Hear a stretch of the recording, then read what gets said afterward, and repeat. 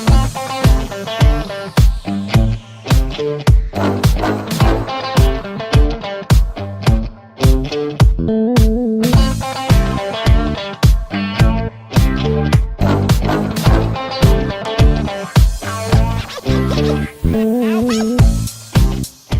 good evening, everybody. Thank you for joining us. Tonight I'm talking to Fiona Garwood, who is author of the children's book, Captain Curl and the Pointy Pirates, which is being released very soon through Playtime Books. Good evening, Fiona. How are you tonight? Good evening. I am good, Brad. How are you? Good and well done as well. Congratulations on such a marvelous little children's book. It's your debut children's book, isn't it? It is. It's my debut. So tell everybody about Captain Curl and the Pointy Pirates. What are we going to expect? Okay, it's a book about opposites. So we've got Captain Curl as more the gentler type. He's meant to be like a Navy mariner, so he's a bit more like, put together, educated guy. While as the Pointy Pirates, they're just rough all over. So they eventually come to an understanding that if they have parts of each other, it can make their lives so much better. So you don't have to be completely one way or completely the other way. If you have combinations of things, that is a good thing. So integrating. Yeah. And as you say, everyone has a distinctive or designed personality. So of course, if they can learn to understand other personalities. So psychologically. It's okay to mix and match your thoughts and ideas with other people. You don't necessarily have to stick in one way of thinking. Yeah. And did you find an inspiration for all of this? Did you watch children integrating or communicating and find that there were some certain, elements of their personalities they weren't working with, or was it just something you wrote? Was it just something you came to you? I'm not sure. How was the process? It was probably more adults. I actually wrote this book years and years ago, before my daughter was even born, at 3 o'clock in the morning.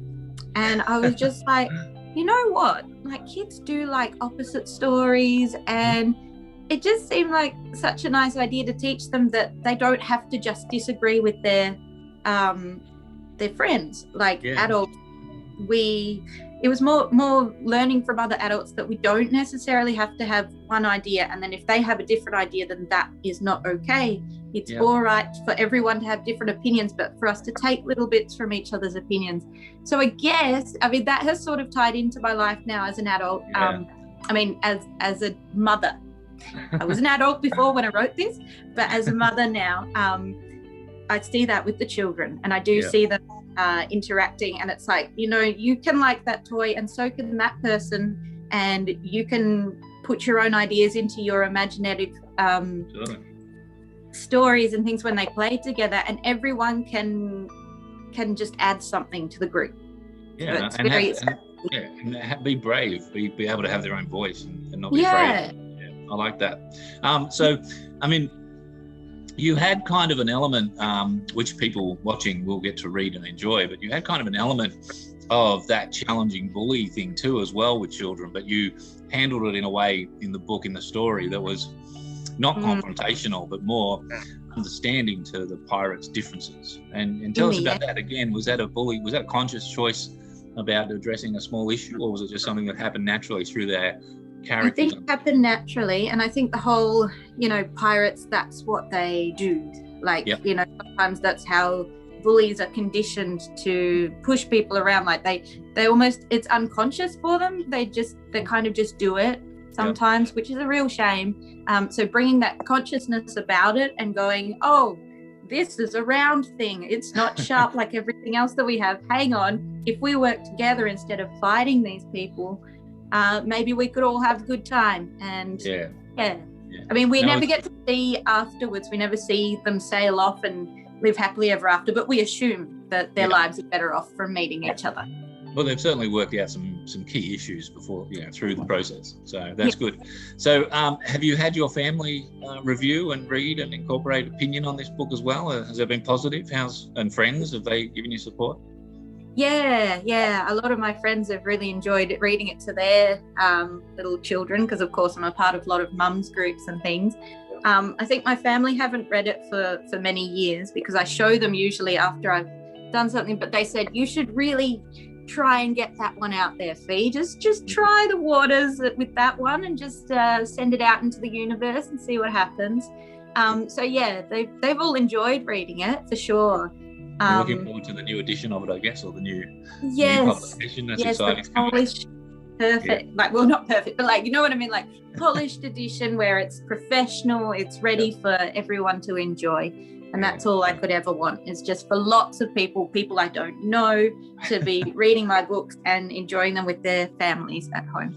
That's good. That's good. Yeah, they will. And you've got a number of books coming as well. So this is the first. So it's the first. Is it the first one you wrote years ago, or was it just? No, so you had it for a while, this hobby, and then now it's becoming something more. Yeah. So I started writing. Even in primary school, I was writing stories. High school, I ended up getting a couple of awards and things like that. So I got published in our end of year special panorama booklet. So I got 2 stories published in there. And then I was encouraged by my English teachers to continue writing as a career, which I thought, oh yeah, I'd love to, but it sounds like impossible. But let's just give it a go anyway. No, so the first children's story I wrote was one called The Frog Who Wanted to Fly. So that one has not been published. That one is a lot longer than Captain Curl. So I thought I might start off with something that I could just sort of cope with rather than, Frog Who Wanted to Fly. It has many, many compartments to it and many different scenes, while as this one is just really set in one section and then they go. So yeah, it's a much simplified story too, in a way. I'm sure a frog wanting to fly would have quite a lot of elements that you'd have to deal with. There's a lot going on. There's a wizard, there's some magical shape shifting, there's an owl, there's a lot. Okay, thank you. You're selling the wrong book now. I know, right? You've got to sell the other one. It's Captain, and everybody watching, stay on for Captain Curl, all right? But yeah, so with the writing, so do you write a lot still? Do you find time to write? Do you enjoy writing? Do you write, you got more in the pipeline still? I thought having a daughter meant that I would be able to play with her and do some writing, work from home. Turns out it's a heck of a lot harder than I expected, and it seems to drain me more than a regular job ever did when I was working full time, and I could just shut off from work, come home and just write. But now there's no chance. If I want to pick up a pen, she goes, I want to draw, and she draws all over everything. So unfortunately, in the last year or so, nothing has really popped out of my mind at all. I'm hoping to get that back one day. I think when I slow down a little bit and can focus on my own thoughts again, which has not happened for a while. Yeah, but you could take this time. Yeah, but if you take this time, you could look at it as research time. So you can actually see a lot of the children's books that are out there. You see a lot of things. So when you come back to writing again, you know that how you can, fill in some niches, some voids. So make note, take use of the time. See what your daughter likes to read. So yeah, that's right. I'm doing it organically because I'm reading with her and I'm watching things, and I don't have to force myself to go out and do that because it's there for me. Yeah, and what appeals to her and her friends or kids as they grow. That's good. Exactly. So I was going to ask, my next question was, what do you do when you're not writing? But the challenge, of course, is you can't write it right now. So you're looking after your baby as well. So that's good. So what are your plans? What are you looking for over when the baby's older and you can get back to writing? What are you looking for over this publishing process now? You've got a few books coming out with us, I think, over the next 2 years. That's right. Yeah. So there's a lot happening from our end to keep it going, which is great. So what are you expecting? What are you hoping to gain from it all? Oh, just to hope to gain a reputation in the writing industry as an established writer who has many different books and has a vast array of things that I can bring to the table for readers and like for you guys, for the publisher, for the reader, for all of that. So I'm just hoping to be a very versatile, very useful author to have lots of stuff to bring. Yeah. Good. Well, we look forward to all of that. That's awesome. So tell us, do you find the creative process difficult, or do you find, as you said in one early comment, you said you got it in the middle of the night or something, you had some vision and you wrote it down. Do you find that happens a lot, inspiration, or is it more you have to sit and try to think about the pieces of stories, and especially children's stories? Completely random for me. I Just might happens. just literally be in a shop with my daughter and I'll see something and I'll be like, oh, there's a story in that, and it'll just open up like that, and there it is. I've never had to sit. I've never been one of those people that has to sit and go, oh, I'm going to write a character now. I'm going to write a set. Like, it just never has happened like that. It's always been so instant, and it's been such a drive to have to get it out. Otherwise, it's like almost like an OCD thing, like I have to get it out or I'm not going to feel okay. So an anxiety thing. It has to get down on paper. Yeah. Wow, that's intense. Yeah, it is. So does writing exhaust you when it's done because of the intensity, or do you find you feel invigorated more, or invigorated more? I feel in control of my life. I get a big rush of dopamine. You know, like when you read a really good story and you get that big rush of dopamine, you feel, oh yeah, I've got to keep reading more. It's the same. It's like, oh yeah, good job, Fee. You've got to keep writing more. Yeah, I usually get that emotion for about 30 seconds on the last page of a book I'm enjoying, and I go, no. Why would you end that there? But no, that's good. So if you could go back to your younger self in high school, and as you said, you were writing then, what would you tell yourself now if you were that younger person, looking from their perspective to you now? What would you say to yourself? I'd probably say, don't give up. There are a lot of stories coming out of your head soon. Because back then I'd written just a funny little novel about Morocco, but that just sits in the back of, it wasn't very well developed or anything, and I hadn't written any children's stories at that time. So that more came when I was in my 20s and things. I would say to myself, there's a lot of fun ideas about to hit you in 10 years time. You're going to be like a kid again, and just going to all come out for some reason. You won't know why, it just will, and just enjoy it. Yeah. Good. No, that's inspirational. So you want to diversify your writing? You don't want to stay in children's writing? You're saying you might want to go into novels or into young adult or adult? Yeah, but the complexity kind of eats away at me, and then I sit there and I do overthink about my characters, and I go, oh, but that little bit's not logical, so I have to change my entire chapter or something. So I get a bit more stressed out with that. It's a little more convoluted, a little more narrative, a bit bigger, broader. You know, you got to create broader picture in words. And it is time consuming too. And I think who's going to read it? But when I'm putting something down for children, I'm like, I'm imagining children in their beds. I'm imagining them with their parents sitting on their lap. Like I see it, and it makes me so warm, and it just makes me want to write all the children's books. Well, that's what you should do. You stay with what's strong, what's important in your heart. You keep writing it. That's good. So for you, in that sense, when you're looking at what you've achieved and written and how you write, how do you measure success? Where do you see it? What do you identify literary success as? How will you know you're successful? When enough people have read your book that they're able to relate to each other about it. So you've got enough people reading it that they've been like, hey, have you read this new book with your kid? Like recommending it to each other, merchandise, that kind of thing. That's where I'm starting to think you've made it. When people are talking, then you've made it. So when the book's getting a good rep. Yeah. Very good. Good or bad. Use and attention. Absolutely. So in that context, what do you hope children get out of your stories?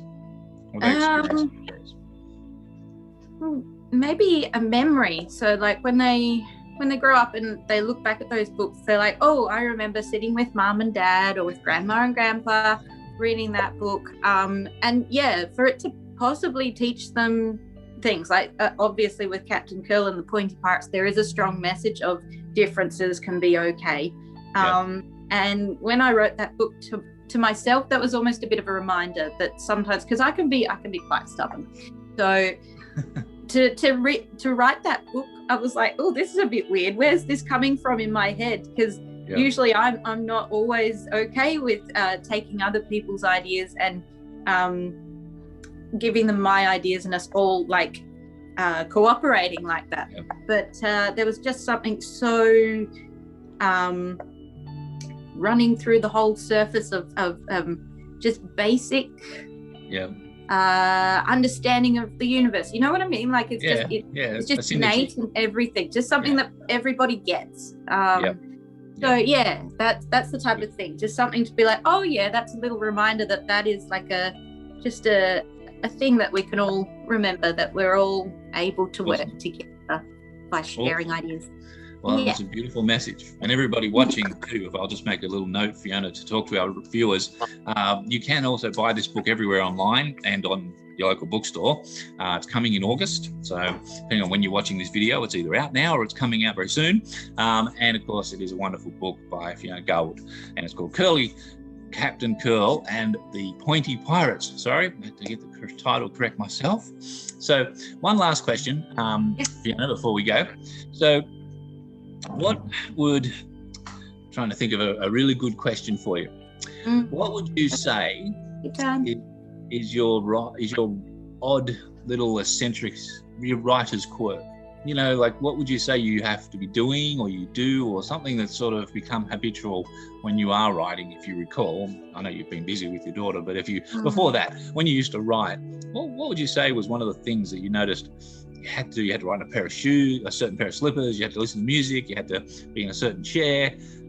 You know, other authors have so many different pieces. Some people only write in cafes, some people only write on a phone. So what was yours? What would you say? Yeah, I can only write in bed, really. And that ties in perfectly with the fact that it always happens at 3 o'clock in the morning or at night. But yeah, lying down for me, when I was studying at uni, I did all of my assignments lying down. I knew lots of my friends would go into uni and they'd be up there typing away, but I just can't do that. I feel so much more like when I'm comfortable, better things flow. So I'm not comfortable sitting up all the time, so lying down in my pajamas is when the best things come to me.